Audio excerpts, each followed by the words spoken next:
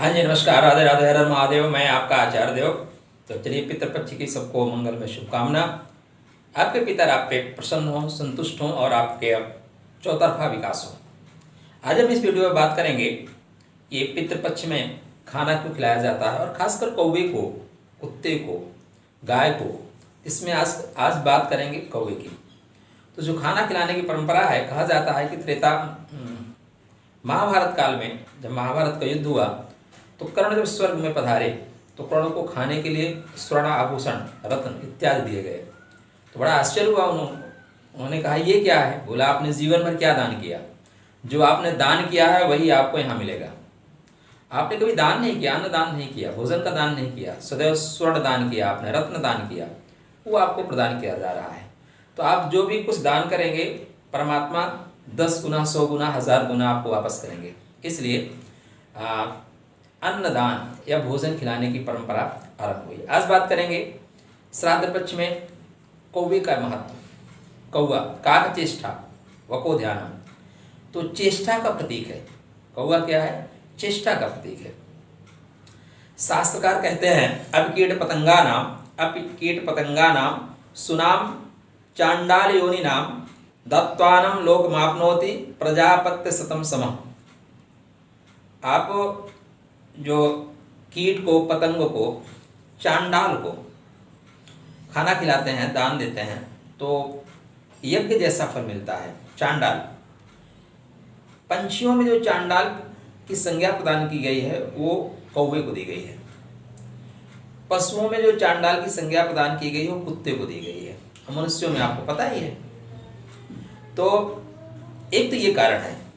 दूसरा, भाद्र माह में अधिकांशतः आपको देखने मिलेगा, भाद्र माह में ही कौवे बच्चा देते हैं। और मादा जो है, पितरों के निमित्त जो भोजन प्रदान किए गए हैं उनको ले जाती है उठाकर अपने घोंसले में और अपने बच्चों को खिलाती है। और यह एक, आप कह लेंगे, पौष्टिक आहार जैसा है। अब उनके बच्चे तो कंप्लेन पिएंगे नहीं, अब उनके लिए कोई कंपनी तो बनाएगी नहीं, तो कंप्लान जैसा है ये। तो पौष्टिक आहार जैसा है। इससे होता है क्या कि उनके बच्चों की ग्रोथ जल्दी होती है। एक कारण ये है। अब देखिए, कौवा जो है ये आज वर्तमान में जितना घृणा का प्रतीक है, इतना घृणा का प्रतीक नहीं था पहले। कथा ये कहती है कि कौवा पहले काला भी नहीं था। कथा ये कहती है कि एक बार एक ऋषि ने कौवे को भेजा कि अमृत कहाँ है, अमृत का पता लगा के आओ। चखना नहीं। कौवा प्रयास करता है, बहुत श्रम करता है, कठिन श्रम करता है, अमृत तक पहुंचता है और अमृत ग्रहण कर लेता है, उससे रहा नहीं जाता। चेष्टा बल अधिक है। तो चेष्टा बल अधिक होने से, ज्योतिष में जो बल होते हैं उसमें एक चेष्टा बल होता है। ग्रहों के जो बल आप देखते हैं, तो चेष्टा बल अधिक होने से ग्रहण कर लेता है। लेकिन जब ग्रहण करने के पश्चात उसको लगता है मैंने अपराध किया, तो ऋषि से आके बताता है, तो ऋषि नाराज हो जाते हैं, उसको श्राप दे देते हैं, जा आज से तू काला हो जाएगा, तेरी सारी संतति आने वाले समय में काली हो जाएगी। अब क्योंकि अमृत पी चुका था तो बोले तू स्वाभाविक मृत्यु को प्राप्त नहीं होगा और तेरी आने वाली संतति स्वाभाविक मृत्यु को प्राप्त नहीं होगी। तो कौवा कभी स्वाभाविक मृत्यु को प्राप्त नहीं होता, अमर जैसा है, मरेगा तो एक्सीडेंटल मौत मरेगा। कौवा में एक और बहुत खास बात है कि इसकी मादा जितना अपने नर से प्रेम करती है, संसार में दूसरी कोई प्रजाति नहीं है उतना अपने नर से प्रेम करती हो। सर्वाधिक अपने नर से जो प्रेम करने वाली प्रजाति है वो कौवा है। कौवा का मादा सर्वाधिक प्रेम करती है। इसकी कथा आप आगे थोड़ा बढ़ेंगे, कहाँ से ये आरंभ हुआ, क्यों गौग्रास हम देने लगे। तो अब आप देखें तो मर्यादा पुरुषोत्तम भगवान राम जब पंचवटी में रहते थे, कहानी आपको पता है, तो जयंत आया, जयंत ने दुष्टता की, कौवा का रूप, काक का रूप धारण करके आया, दुष्टता की। तो दुष्टता का परिणाम यह हुआ कि परमात्मा ने उन्हें दंडित किया और एकाक्षी बना दिया। उस दिन से कौवा क्या हो गया? एकाक्षी, एक आंख वाला हो गया। बाद में आके इंद्र वगैरह सबने माफी मांगी।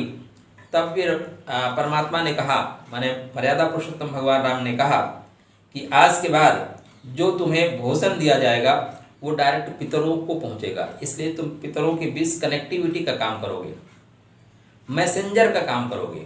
इसीलिए इसे पितृदूत के नाम से जाना जाता है। ये पितृदूत है, हमारे पितरों के संदेश वाहक हैं। गाँवों में आज भी मान्यता है कि अगर आपके घर के मुड़ेर पे प्रातः काल कौवा काँव काँव कर दिया तो उस दिन कोई ना कोई मेहमान आपके यहाँ आने वाला है, ये मान्यता है आज भी। तो आप देखें, इसको यम का स्वरूप या यम का संदेशवाहक माना जाता है, यम का संदेशवाहक माना जाता है, यमराज का वाहन माना जाता है। आने वाले भविष्य में जो घटने वाली घटनाएं हैं उनकी सूचना देता है।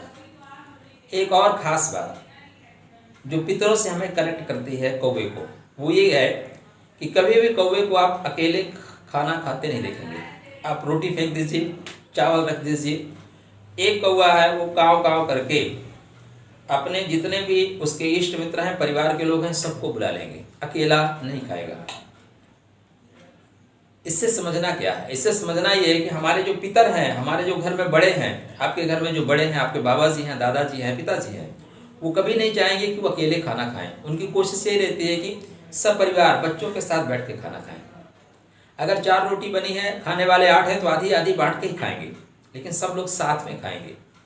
और कौवा क्या करता है, उसके सामने आप रख दीजिए। देखिए, चंडाल योग में कुत्ता भी है, चांडाल योग में कौवा भी है, लेकिन कुत्ते के सामने आप 1 कुंटल आइटम रख दो और दूसरे कुत्ते को देख के भौंकेगा, नहीं खाने देगा।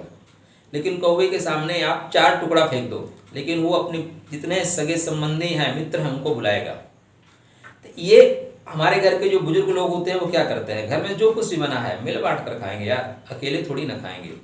ये प्रवृत्ति हमारे पितरों से कनेक्ट होती है, हमें कनेक्ट करती है। तो कौवा को जो हम खिलाते हैं वो हमारे पितरों तक पहुंचता है। एक और वैज्ञानिक तरह से, सामाजिक तरह से आप समझ सकते हैं। आप देखेंगे तो दीवालों के मुड़ेरों पे पीपल का पेड़ जमाया, पुरानी बिल्डिंगों में बरगद जमाया। ये बरगद और पीपल कैसे जमाते हैं?